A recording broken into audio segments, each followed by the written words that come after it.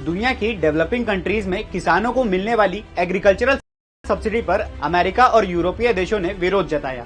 ऐसे में भारतीय किसानों को मिलने वाली पीएम किसान सम्मान निधि खत्म न हो, इसलिए भारत ने अमेरिका और यूरोप जैसे ताकतवर देशों के विरोध के आगे झुकने से मना कर दिया है। ये सब हुआ जेनेवा में हो रही WTO की बैठक में।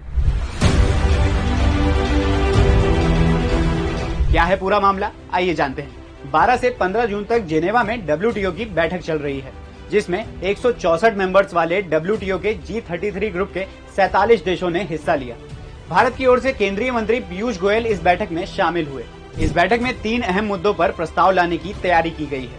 पहला, एग्रीकल्चरल सब्सिडी खत्म करना। दूसरा, मछली पकड़ने पर अंतर्राष्ट्रीय कानून बनाना। तीसरा, कोविड वैक्सीन पेटेंट पर नए नियम लाना।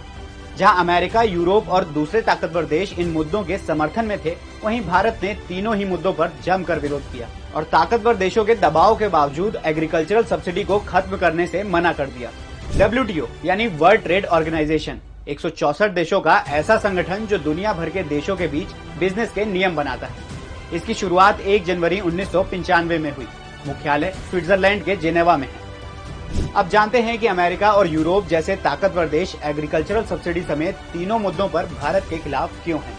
अमेरिका और यूरोप इंटरनेशनल ग्रेन्स मार्केट में दबदबा कायम करने के लिए भारत में एग्रीकल्चरल सब्सिडी देने से रोकना चाहते हैं, क्योंकि एग्रीकल्चरल सब्सिडी के चलते भारतीय किसान सबसे ज्यादा चावल और गेहूं की खेती करते हैं, जिस वजह से भारत का अनाज इंटरनेशनल मार्केट में काफी कम कीमत में मिल जाता है और डेवलपिंग कंट्रीज में ताकतवर देशों के महंगे अनाज की बिक्री कम होती है। लेकिन भारत लगातार इसका विरोध कर रहा है। भारत जैसे विकासशील देश सरकारी मदद के चलते काफी ज्यादा मछली पकड़ते हैं, जिससे ग्लोबल मार्केट में दूसरे देशों को कंपटीशन का सामना करना पड़ता है। यही वजह है कि अमेरिका जैसे देश इस सब्सिडी को खत्म करना चाहते हैं। इन देशों का मानना है कि कोविड वैक्सीन का पेटेंट होना चाहिए, मतलब जो कंपनी वैक्सीन बनाती है उसको बनाने और बेचने के राइट सिर्फ उसी के पास होने चाहिए।